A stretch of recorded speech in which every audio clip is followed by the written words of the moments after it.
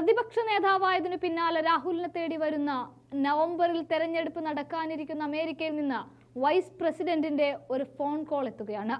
അമേരിക്കയിൽ ചൂടേറിയ തെരഞ്ഞെടുപ്പ് ചർച്ചകൾ പുരോഗമിക്കുന്നതിനിടയിൽ രാഹുലിനെ തേടി കമലാ ഹാരിസിന്റെ ഫോൺ കോളാണ് എത്തിയിരിക്കുന്നത്. നിലവിലെ വൈസ് പ്രസിഡന്റും ഡെമോക്രാറ്റിക് നേതാവുമാണ് കമലാ ഹാരിസ്. നവംബർ 5 നടക്കുന്ന തിരഞ്ഞെടുപ്പിൽ ജോ ബൈഡന് പകരം കമലാ ഹാരിസ് സ്ഥാനാർത്ഥിയാകുമെന്ന അഭ്യൂഹങ്ങൾ അടുത്തിടെ ഉയർന്നു വന്നിരുന്നു. ഇതിന് പിന്നാലെയാണ് രാഹുൽ ഗാന്ധിയുമായി കമലാ ഹാരിസ് സംസാരിച്ചത്. ഇന്ത്യൻ വംശജ കൂടിയായ കമലാ ഹാരിസിന്റെ രാഹുൽ ഗാന്ധിയുമായുള്ള ചർച്ചകൾ പുതിയ അഭ്യൂഹങ്ങൾക്കാണ് തുടക്കമിടുക എന്നുറപ്പാണ്.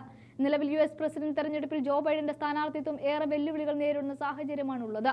സ്വന്തം പാർട്ടിയിൽ നിന്ന് തന്നെ ബൈഡൻ എതിർപ്പുകൾ നേരിടേണ്ടി വരുന്നു എന്നതും ശ്രദ്ധേയമായ കാര്യമാണ്. അതിനിടയിൽ ഡെമോക്രാറ്റിക് പാർട്ടി വൃത്തങ്ങൾക്ക് ഇടയിൽ ദി കേസ് ഫോർ കമല പേരിൽ വൈസ് പ്രസിഡന്റ് അനുകൂലമായ ഒരു രേഖയും പ്രചരിക്കുന്നുണ്ട്. നേരത്തെ ഡൊണാൾഡ് ട്രംപ് കൂടി പങ്കെടുത്ത സംവാദത്തിൽ ജോ ബൈഡന്റെ പ്രകടനം ഏറെ വിമർശനങ്ങൾക്ക് ഇടയാക്കിയിരുന്നു. സംവാദത്തിൽ ബൈഡന്റെ മോശം പ്രകടനം സ്വന്തം പാർട്ടിയിൽ നിന്ന് പോലും എതിർപ്പുകൾ ഉയരാൻ കാരണവുമായി. ബൈഡന്റെ പ്രായം ഉൾപ്പെടെ ചൂണ്ടിക്കാട്ടിയായിരുന്നു വിമർശനങ്ങളിൽ ഏറെയും. അതുമാത്രമല്ല, കൂടാതെ കഴിഞ്ഞ ദിവസം കമലയെക്കുറിച്ചുള്ള ബൈഡന്റെ പ്രതികരണം വലിയ ചർച്ചകൾക്ക് തുടക്കമിട്ടിരുന്നു.